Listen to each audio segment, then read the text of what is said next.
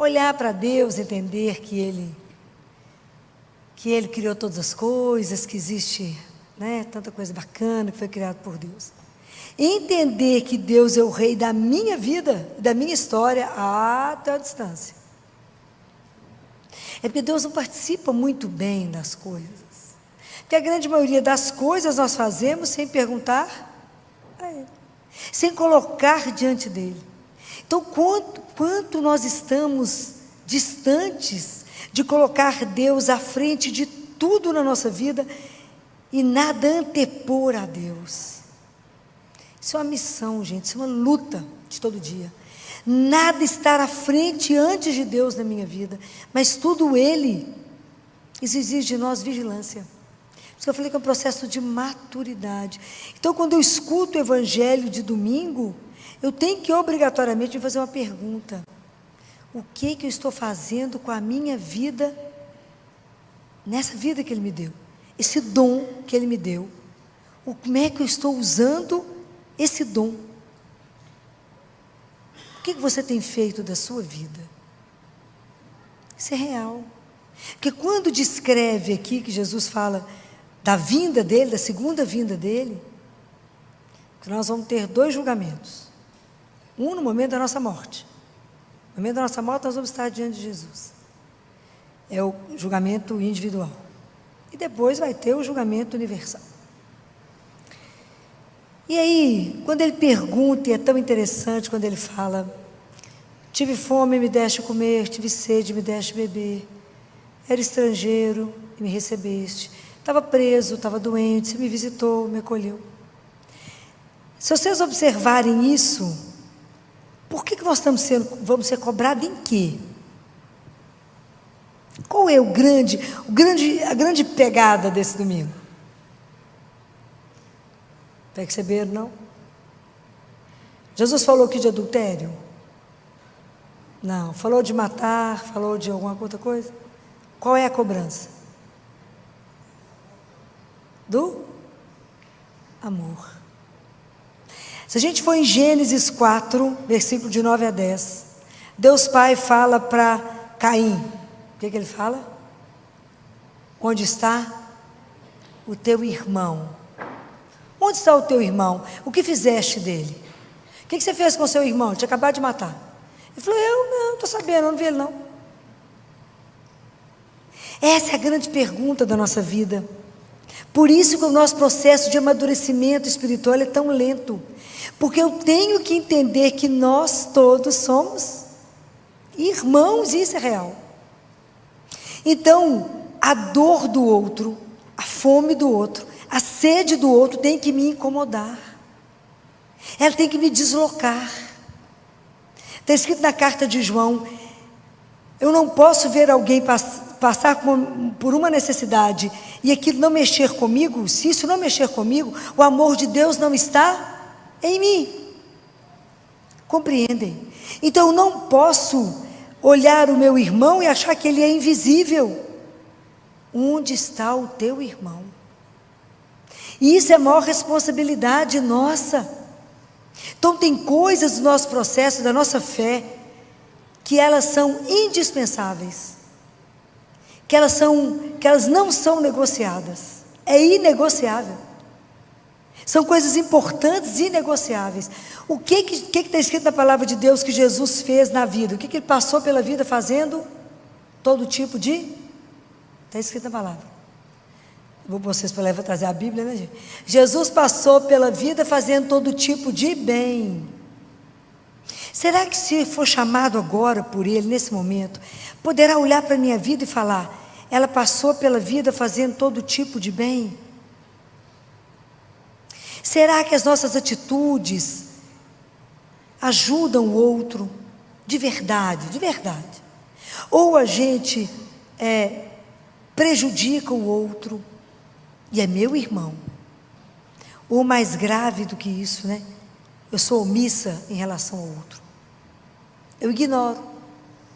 Falei: estão comigo? Compreende? Isso é muito grave. Por que é grave? Por que eu estou falando com vocês que isso é grave? O que Jesus falou? O que vocês lembram da missa de domingo? Do Evangelho? Nada, né? Filó, não sei nem o que eu comi hoje, gente. O que Jesus falou? Ele falou: mas Senhor, quando é que foi que nós estivemos com fome? Quando foi que eu te vi com sede? Quando foi que eu te vi na rua? Quando foi que eu te vi preso? Quando foi que eu te vi doente? O que ele falou? Qual foi a resposta dele? Porque que você fizer ao menor dos meus irmãos, é para quem que faz? Para mim você fez. Isso é de uma gravidade que eu até estremeço. Porque ele não fala, fica parecendo que você fez assim parecido comigo. Não. A identificação que Deus tem com o menor, com o mais abandonado, com o mais pobre, é uma identificação sacramental. Presta atenção nisso. Então a forma como a gente reage diante deles é a forma como eu reajo diante de Deus. Aí a coisa ficou feia. Compreenda a gravidade desse evangelho. Isso é para nos sacudir. Eu não posso passar por alguém na rua, ou alguém que eu encontro na porta de uma padaria, de um restaurante, e alguém que você vê com fome, faz assim para você, e você fala, não tenho nada. É assim que você faria diante dele? É seríssimo. Porque isso coloca a sua vida toda para ser avaliada. Se a gente não se levantar pela manhã com a disposição de aliviar alguém, de diminuir o sofrimento de alguém, de tirar alguém que está vivendo aqui na terra como se estivesse dentro do inferno, e levar para essa pessoa um pedacinho de céu, nós estamos fazendo o que com a nossa vida?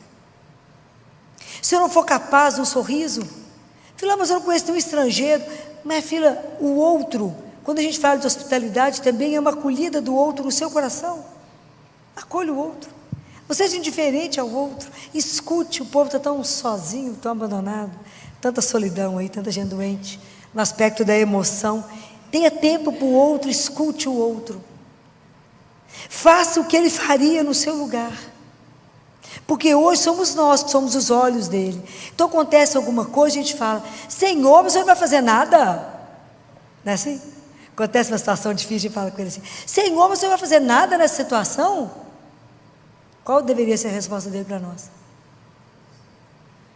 Eu espero que vocês possam diminuir o meu sofrimento. Porque o sofrimento do nosso irmão é o sofrimento dele. É isso que nós temos que compreender. E quando a gente compreende isso, toda a nossa história muda. A minha forma de ver o Evangelho, a minha forma de viver o Evangelho é completamente diferente. Porque viver isso aqui que Jesus falou, guardem uma coisa, religião não é utopia. Religião não é uma ideia. Jesus não é uma ideia. É à medida que eu vivo a minha fé, que eu vivo as obras, que eu vivo a situação de amor, o reino de Deus está acontecendo aqui agora. Se você está ali com alguém, matando a fome de alguém, acolhendo alguém, aliviando alguém, trazendo esperança ao outro, falando coragem, de pé, nós vamos mudar a história, vamos dar conta, juntamos uma turma, fazemos as coisas, ali o reino de Deus está acontecendo. Porque hoje nós somos os representantes dele aqui. Hoje nós anunciamos que Jesus está vivo. Hoje nós somos o resto cristão. Hoje somos nós que viemos para pôr esse fogo no mundo. É o fogo do amor. Não existe uma revolução maior do que essa que ele pregou. E isso nos incomoda, né? Porque isso nos tira da nossa zona de conforto. Porque de verdade eu tenho que me comprometer com o outro. Eu falo, calça o sapato do outro. Porque é tão fácil julgar, falar, fulano não faz nada, fulano. Calça o sapato do outro. Fulano, mas eu não vou ajudar fulano não, porque ele vende a comida que eu dou, vai para o crack. Qual que é a sua função? É dar a comida. O que ele vai fazer com isso você não tem poder sobre isso. O seu papel você fez. Compreendem? Você parou, olhou, ouviu. Né? Então, restaurar a dignidade do outro, que nem sabe que tem dignidade. Ajudar o outro no caminho dele. E aí, depois que você matar a fome, fala de Jesus para ele. Conta para ele. Mas primeiro, tira o outro, ajuda o outro. E quando eu falo isso, eu não falo não é só do pobre miserável que está na rua, nosso irmão, não. Mas dos que estão dentro da nossa casa, do nosso ambiente de trabalho.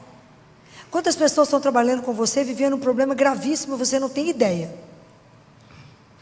Porque a gente nunca perguntou para o outro. Porque a gente senta numa rodinha e só fala assim, porque eu, faço eu e o outro. Olha no olho do outro, se interesse de verdade pelo outro. Observa como é que foi a vida de Jesus. Faz o outro ver, né? Tira a cegueira, abre o ouvido do outro, faça ele ouvir o que precisa ser escutado. Dê uma palavra de esperança ao coração daquele que sofre. E quando você não puder fazer nada, dê um abraço. Chora com o outro, né? Visita quem está doente.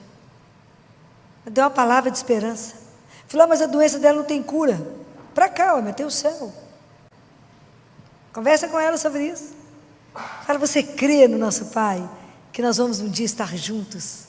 E se você está se preparando para poder ir embora para casa, claro que o povo não tem condição de conversar sobre isso, também deveria ter, ia ser espetacular. Está quase na caminhada de ir. Vamos confessar, vamos fazer a unção do enfermo, vamos usar os sacramentos que Deus deu. Então, a nossa vida, a partir do momento que a gente se diz cristão, quando eu falo essas perguntas para vocês, é porque a gente precisa fazer valer o nosso batismo. Eu preciso de verdade viver uma religião que tem que incomodar, porque eu tenho que revelar Jesus, porque foi o que Ele fez. Então hoje, quando eu alivio o sofrimento de alguém, eu alivio o sofrimento